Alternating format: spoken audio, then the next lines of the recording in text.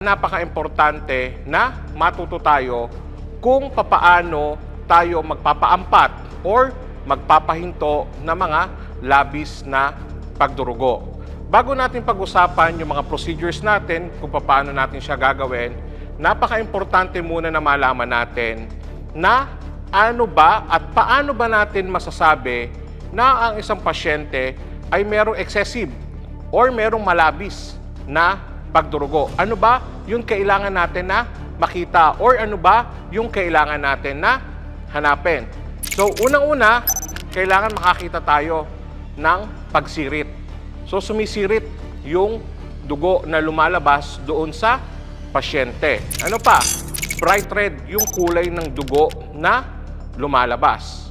Pangatlo, kung hindi man nakakakita tayo ng pagsirit, ay tuloy-tuloy na malakas na pagtagas or pagdaloy ng dugo.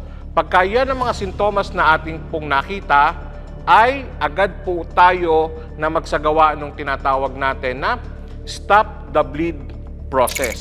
So, papaano ba natin papahintuin o paaampatin yung pagdurugo o labis na pagdurugo na nakakaroon ang pasyente natin? So, unang-una, magsuot tayo ng mga tinatawag natin na personal protective equipment, katulad po ng gloves, mask, and goggles. Kung wala pong available, ay pwede po tayong mag-improvise. Ano po ang gagamitin natin? Pwede po tayong gumamit ng plastic. As long as ito po ay malinis, it will serve the purpose. Sa mask naman po, pwede tayong gumamit ng panyo, pwede tayong gumamit ng towel, or pwede tayong gumamit ng damit. Then, sa goggles po, importante rin na para po hindi tayo matalsikan ng dugo sa mata. Kapag meron na po tayong personal protective equipment, ay pangalawa po, hanapin natin kung saan nanggagaling yung pagdurugo. Bakit po napaka-importante na hanapin natin?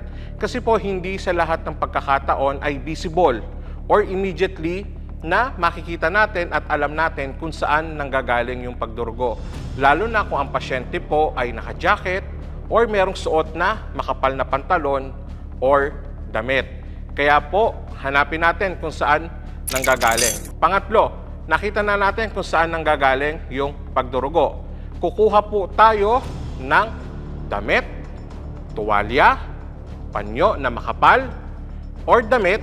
Ito po ay maglalagay tayo ng direct pressure. Doon po mismo sa ibabaw ng sugat ay ipapatong po natin yung mga materyales na ating pong nabanggit kanina. At ito po ay didiinan natin or lalagyan po natin siya ng pressure. Ngayon po, kapag ka po 3 minutes ay hindi pa rin po naging effective yung ina-apply natin na direct pressure, ang susunod naman po natin na procedure is yung tinatawag po natin na wound packing. Ano po ito? So, yung mga materyales na ginamit natin po kanina ay ipapasok po natin mismo directly doon sa loob po ng sugat. Masakit po ito, yes, but it is a life-saving procedure. Paano po? Dahil po dito sa wound packing ay nilalagyan natin ng pressure yung mismong wound cavity or yung mismong sugat. Nang sa gayon ay nabibigyan natin ng pressure sa pamamagitan ng mga materyales na inilagay po natin kanina para mabigyan ng pressure yung mga blood vessels or yung dinadaluyan ng dugo na nagkaroon po ng injury or nagkaroon ng damage. Tatandaan po natin sa control bleeding, it is all about pressure. So, kailangan natin bigyan ng pressure, kailangan natin po bigyan ng diin yung mga blood vessels or dinadaluyan ng dugo para po hindi na siya mag-bleed.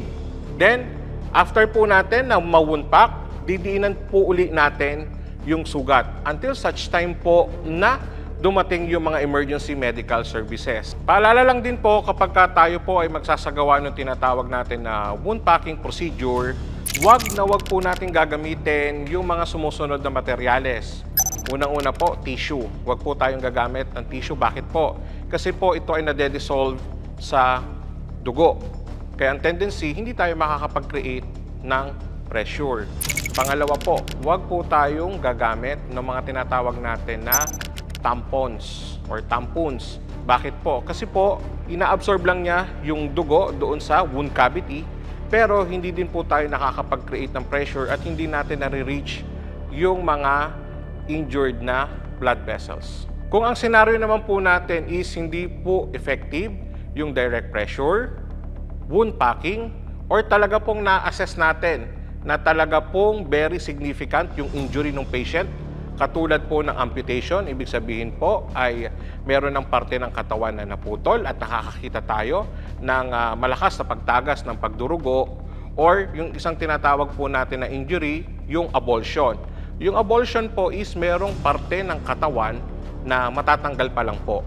At nakakita tayo ng labis na pagdurugo, ay pagpuproceed na po tayo doon sa ating pong procedure. Yung tinatawag po natin na tourniquet. So dito po is mag-a-apply na po tayo ng tourniquet doon sa injured part. Ang pagkamatay ng dahil sa extreme blood loss or labis na pagkaubos ng dugo, it is a preventable. Ito po ay maaaring maiwasan sa pamamagitan ng tamang kaalaman at ng tamang application ng procedures. Learn, practice, and survive. Angelo de la Paz, Training Officer ng UNTV News and Rescue.